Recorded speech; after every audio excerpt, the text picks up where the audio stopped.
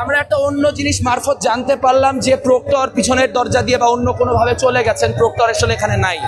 তার মানে বোঝা যায় যে প্রক্টর শিবিরকে নিয়ন্ত্রণ করতে সম্পূর্ণরূপে ব্যর্থ হয়েছে এবং বিশ্ববিদ্যালয়ের ডিফ্যাক্টো প্রশাসন এই মুহূর্তে ছাত্র শিবির ঢাকা বিশ্ববিদ্যালয় চালাচ্ছে।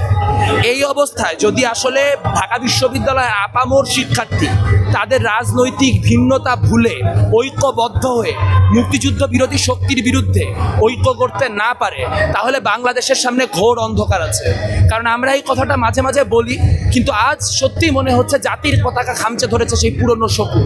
এই শকুনকে আমরা চিনি, আমরা জানি কারা ৭১-এ আমাদের মা বোনদের ধর্ষণ করেছিল, কারা আমাদের বাপ ভাইদের হত্যা করেছিল, কাদের হাতে ৩০ লক্ষ মানুষের রক্তের দাগ লেগে আছে। এইটা কোনো ছোট বিষয় না। আজ যদি ছাত্র শিবির তাদের এই ঔদ্ধত্য বজায় রাখে, তাহলে গোটা ছাত্র সমাজ ঐক্যবদ্ধ হয়ে তাদের বিরুদ্ধে যে যুগপৎ সংগ্রাম, ঐক্যবদ্ধ সংগ্রাম, সেই সংগ্রাম গড়ে তুলবে।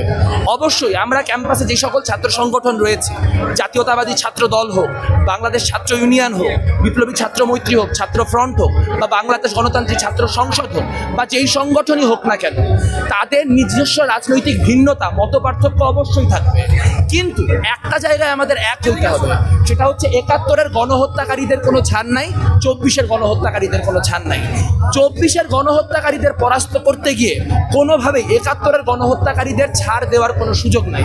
ছাড় দিলেই তারা ৭১ এবং ২৪-কে পরস্পরের মুখোমুখি দাঁড় করিয়ে বাংলাদেশকে একটা বিভাজনের দিকে নিয়ে যাবে। আজ আমরা যেই ঘটনা দেখলাম, তা শুধু ৭১-এর শহীদদের জন্যই অমর্যাদামূলক না, তা ২৪-এর শহীদদের জন্য অমর্যাদামূলক, তা ২৪-এর শহীদদের জন্য অসম্মানজনক। আমরা স্পষ্ট বলতে চাই, রিজভী, শাকিল, মুগ্ধ তারা এই জন্য জীবন দেয় নাই, তারা রাজাকারের পুনর্বাসন দেখার জন্য জীবন দেয় নাই।